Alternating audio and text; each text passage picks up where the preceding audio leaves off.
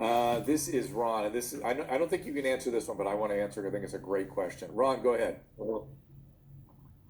Hi, Drew. Thanks for having me on the show. By the way, I'm 52 years old. Throw that out there. And I had a laryngectomy almost 4 years ago now.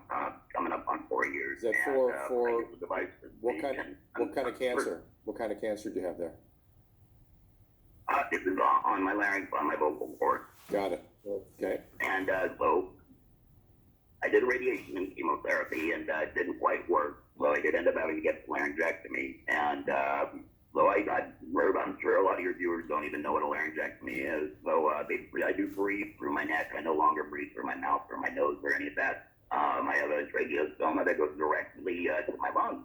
So I know I've heard all the talk about it. And by the way, I do want to make a comment because one of the reasons I called this time and I was on the last time was because you had Steve-O on your show, and Steve-O had mentioned his voice going out, so I didn't want to refer to that in just a second. But anyway, so I don't breathe through my nose, I don't breathe through my mouth, and I know that a lot of people say that getting COVID-19 in your nose is probably one of the main transmissions.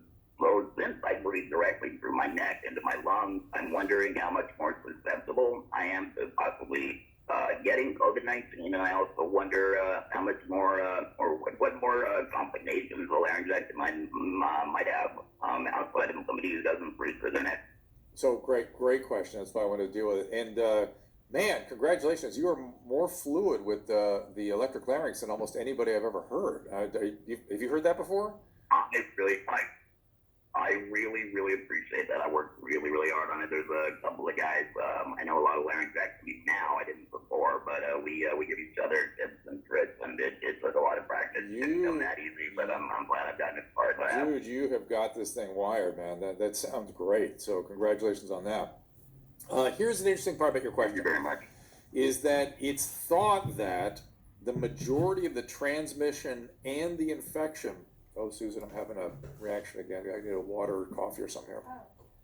But you know what it is when the air conditioning turns on? Now let's do this. That's when I start to cough. It's right over there.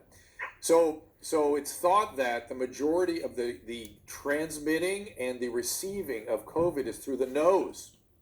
So you're not moving air through your nose, right? I have the ability to move a little bit of air through my nose simply with atmospheric air that might be in my mouth or whatever. I can kind of use it to sort of like bits of air. By swallowing and stuff. Okay. So there's some potential for transmission that way. I don't know. Let's put it this way. You'd be less likely to give it to somebody if the nose is the major transmitter. Your nose is still a region that can receive it.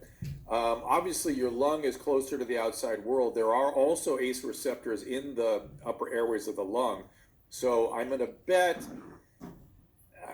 you're at slightly added risk. I bet you're slightly more risk than average, but not necessarily more. And you can always just wear a gauze over, or a cloth over the trachea, and I suspect that would work as well as a mask.